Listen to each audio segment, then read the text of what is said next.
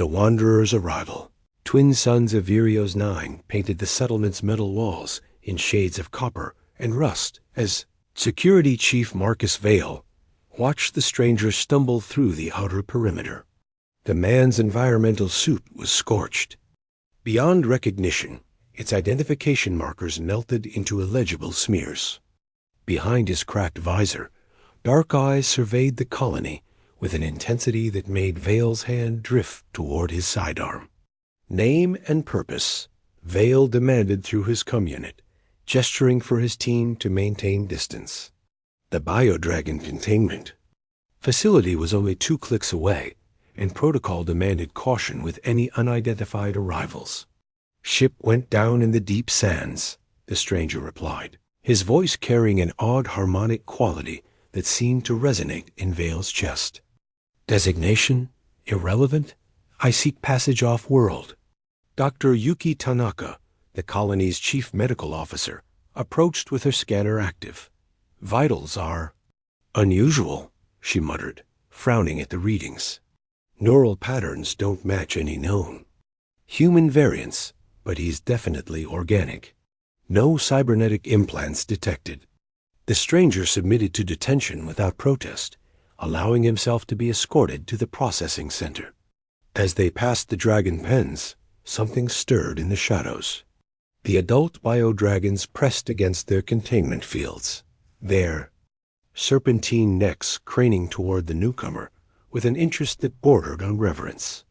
"That's not normal," whispered Technician Raj Patel, monitoring the dragon behavioral sensors. "They're not showing aggression markers. It's almost like they're waiting for something." Colony Administrator Vincent Cross reviewed the strangers. Scrambled identification files with growing frustration. Every encryption algorithm they possessed failed to decode the data. "Run it through the archives," he ordered his assistant. "Check against the restricted database. Something about this doesn't add up." The stranger remained silent during interrogation, his responses minimal but never evasive. When asked about his origins, he simply stated, "I am what remains." When pressed about his destination, he replied, "Where the song calls." His words carried that same haunting resonance that seemed to bypass the ears and speak directly to something deeper. That evening, as Virios 9's harsh winds howled across the settlement, the stranger was housed in a temporary holding cell. The dragons had grown increasingly restless throughout the day, their handlers reporting unprecedented levels of agitation. The adult specimens paced their enclosures, while the hatchlings, normally docile and curious, had gathered at the edges of their containment zones, all facing the same direction, the direction of the holding cells. Dr. Tanaka's final medical report noted anomalous brainwave patterns consistent with no known human classification. Subject exhibits theta wave resonance at frequencies that shouldn't be possible for standard human neurology, she recorded. Recommend extended observation before clearance for transport. As the night deepened, the dragons fell silent, a phenomenon that had never occurred in the colony's 12-year history. In his cell, the stranger sat motionless, his eyes reflecting the artificial light like mirrors. Outside, the desert winds carried something that sounded almost like singing. Though the audio sensors detected nothing unusual, the stage was set for revelation. The gathering storm dawn brought chaos to Virios 9. Senior Dragon Keeper Zara Okafor stood before the hatchling containment facility, her hands trembling as she watched the impossible unfold. 37 baby dragons, each no larger than a house cat, but infinitely more precious, had somehow bypassed every security measure and gathered in the central courtyard. "The fields are still active," Technician Patel reported, his voice cracking with stress. "Biolocks are engaged, motion sensors are green, but they're just out here, like they walked through solid energy barriers." The hatchlings weren't behaving aggressively. Instead, they formed a perfect circle in the courtyard, their iridescent scales catching the morning light as they remained motionless, Heads turned toward the administrative complex. Their large, intelligent eyes held a patience that seemed ancient beyond their mere weeks of existence. Administrator Cross stormed across the courtyard, his face flushed with anger and fear. Get them back in containment immediately. If the Colonial Authority discovers we've had a security breach. Sir, Okafor interrupted, her voice steady despite the unprecedented situation. They're not responding to standard recall protocols. The acoustic herding signals, the pheromone lures, even the emergency override nothing works. It's as if they can't hear us. Security Chief Vale approached the circle cautiously, his weapon drawn but lowered.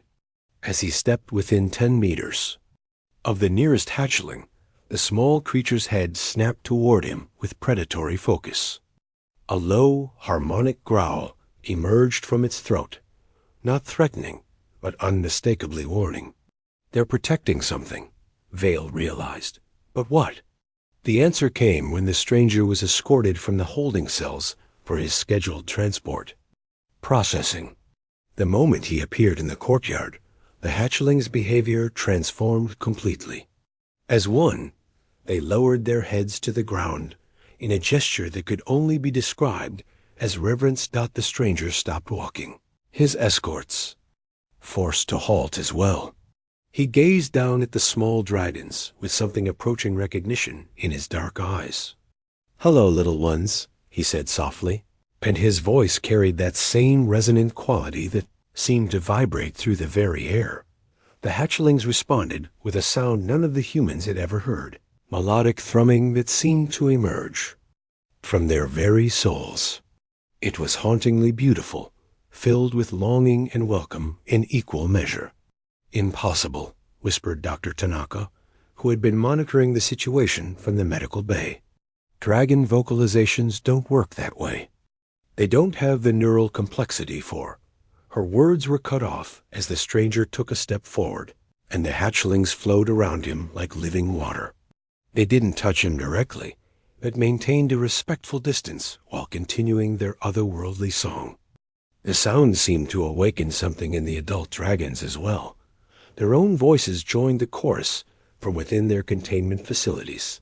For the first time in centuries, the song of dragons filled the air of Virios 9, and at its center stood a man who claimed to be nothing more than a crashed explorer, his presence somehow completing a melody that had been waiting generations to be heard again.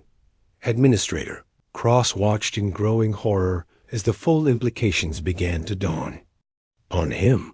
Whatever the stranger was, he was clearly far more than he appeared to be. The ancient recognition song continued for 17 minutes and 34 seconds. Dr. Tanaka timed it precisely, her scientific mind desperately seeking normalcy in the impossible. When the dragons finally fell silent, the stranger extended his hand toward the nearest hatchling, palm up, fingers slightly curved. The baby dragon approached without hesitation, its scales shimmering with bioluminescent patterns that none of the researchers had ever observed before. As it touched the stranger's palm with its snout, both human and dragon seemed to share a moment of profound connection. "Run the genetic samples again," Administrator Cross barked to his lab team. Cross-reference with everything in the Colonial database. "I want answers, not mysteries." But answers were exactly what they were about to receive, though not in the form Cross expected. Chief Archivist Helena Voss had been working through the night, her fingers flying across the holographic interface as she accessed databanks that hadn't been opened in decades. The stranger's genetic markers had triggered something in the deepest layers of the Colonial Archive files marked with the highest classification levels. "Administrator," Voss called, her voice tight with disbelief. "You need to see this. The genetic signature. It's not in our standard databases, but it appears in the restricted archives. Project Orpheus, classified ultra-black, dated 347 years ago." The holographic display materialized in the conference room, showing genetic sequences that seemed to pulse with their own inner light. Cross leaned forward, his face pale as he read the classification header. Dragon Singer Genetic Template. Presumed extinct. Termination order. Absolute. Dragon Singers, Voss continued, her voice barely above a whisper. According to these files, they were a human subspecies that developed during the early terraforming efforts. They possessed a genetic mutation that allowed them to communicate with engineered bioforms. The dragons weren't just bred for labor and defense. They were designed to respond to Singer commands. Security Chief Vale studied the files with growing unease. Says here they were eliminated during the Purity Wars. The colonial authority deemed them too dangerous to exist. Potential for sedition through bioform manipulation was the official reason. But if they were all eliminated, Cross asked, then how is one standing in our courtyard? The answer came from an unexpected source. Dr. Tanaka burst into the conference room, her tablet displaying brain scan results that defied conventional understanding. The neural patterns I detected, they're not just unusual, they're impossible. His brain is processing information at frequencies that allow direct interface with bioengineered neural networks. He's literally speaking to the dragons on a genetic level. Outside, the stranger remains surrounded by the hatchlings, his presence having a calming effect on the entire dragon population. The adult specimens had ceased their usual territorial displays, instead watching him with what could only be described as hope. We need to contact the colonial authority, Cross said, though his voice lacked conviction. If he's really a dragon singer, they'll want to know immediately. And if they do? Vale asked quietly. According to these files, the last dragon singer was terminated with extreme prejudice. The authority won't want him alive. The stranger seemed oblivious to the debate raging around him. He moved among the hatchlings with natural grace, his presence somehow awakening abilities in the young dragons that their handlers had never imagined possible. The baby dragons began to demonstrate behaviors that weren't in their programming complex problem-solving, emotional responses, and most remarkably, individual personalities. For the first time in their engineered existence, the dragons were becoming truly alive. The hunt begins. The transmission reached the Colonial Authority's Deep Space Monitoring Station exactly 47 minutes after Administrator Cross reluctantly filed his report. Fleet Admiral Damian Korath read the preliminary findings with cold satisfaction. After 3 centuries, the hunt for the last dragon singer was finally reaching its conclusion. Mobilize the purification fleet, he commanded his aide. Authorization. Code Omega 77 Black. This is a priority alpha termination order. On Virios 9, the stranger who had begun to remember fragments of his true name, Kieran Ashworth sensed the approaching danger long before the colony's sensors detected the incoming ships. The dragons felt it too, their agitation increasing. As the hours passed, the hatchlings pressed closer to him, their bioluminescent patterns now cycling through colors that weren't in any research database. They're coming, he said simply to Security Chief Vale, who had been assigned to monitor him. Your people need to evacuate. Vale studied the man who had turned their orderly world upside down. How can you know that? Because I've been running from them for longer than you can imagine, Kieran replied, his voice carrying the weight of centuries. I am the last of my kind, and they will not rest until that is no longer true. The first ship materialized at the system's edge. 12 hours later, a sleek destroyer painted in the authorities' black and gold. Then came another, and another, until 7 vessels hung in the darkness like predatory birds.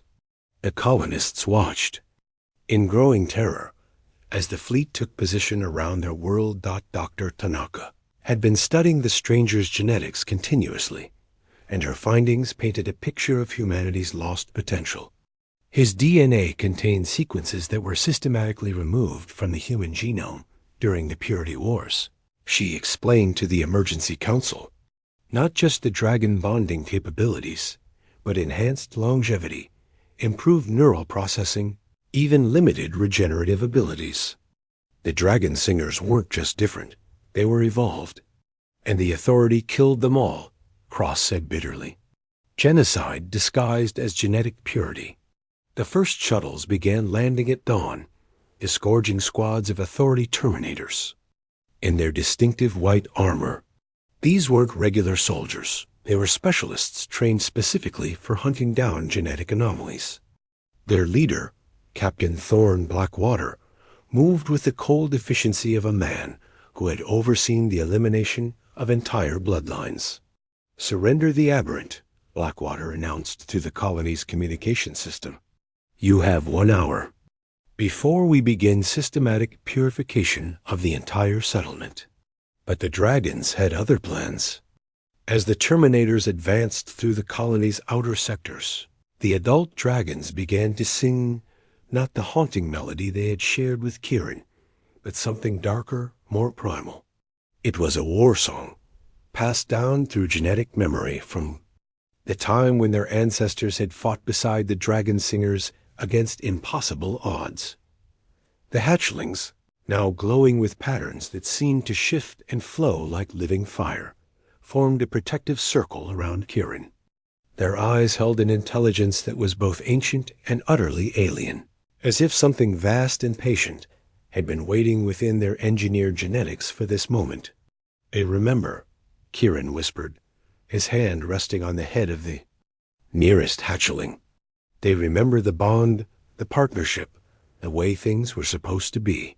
The Terminators found their first obstacle when they reached the dragon pens.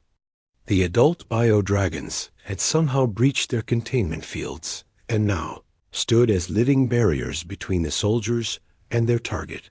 For the first time in 3 centuries, humans would face dragons in battle, and the dragons were no longer alone. They had their singer back.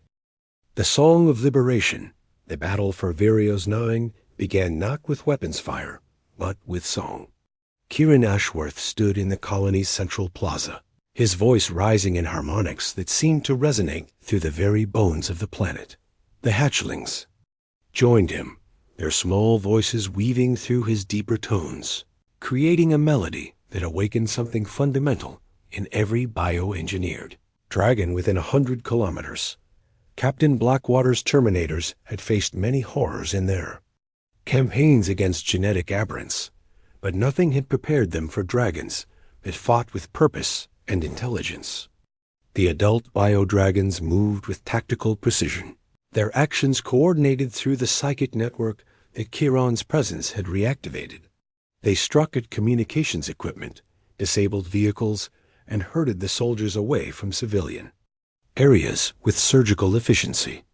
"Impossible," Blackwater snarled into his unit. "These are livestock, not weapons. They don't have the neural capacity for—" His words were cut off as a massive dragon, its scales now glowing with the same bioluminescent patterns as the hatchlings, landed directly in front of him. The creature's eyes held unmistakable intelligence. And for the first time in his career, Blackwater felt the cold touch of fear. Dr. Tanaka watched the battle from the medical bay, her instruments detecting energy patterns that defied conventional understanding. "The dragon's neural activity has increased by 300%, she reported to anyone who would listen. "They're not just responding to commands, they're thinking independently, making decisions, forming strategies." "High above, Admiral." Korath watched the surface battle with growing fury. His reports to the Colonial Authority were becoming increasingly difficult to explain.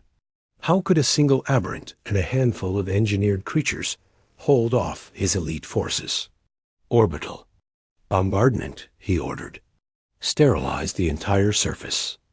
We'll claim it was a dragon uprising collateral damage in containing a bioweapon breach." But the dragons had one final surprise. As the fleet's weapons charged, the adult specimens began to sing again, not the war song, but something deeper, more complex. The melody reached into space itself, touching the quantum resonance chambers that powered the ship's systems. One by one, the vessels began to experience cascade failures as their bioneural processors responded to the ancient song. "They're interfacing with our systems," reported a terrified technician. "The dragons, they're talking to our computers." The truth was even more remarkable than the technician realized. The bioneural processors that powered colonial technology had been derived from dragon genetics centuries ago. The Authority had used their victims' own biology against them, never realizing that the connection could work in reverse. Kieran felt the network expanding, his consciousness touching every dragon-based system within light years. Through the quantum foam, he could sense others' hidden colonies, secret sanctuaries, places where dragon genetics had been preserved in defiance of the Authority's purges.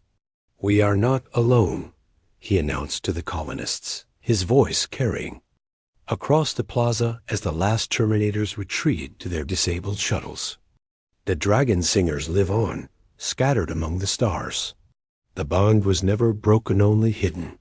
The hatchlings gathered around him, their bioluminescent patterns now stabilized into unique individual configurations. They were no longer generic bioconstructs, but true partners, their artificial genetics awakened to their full potential by the presence of their singer.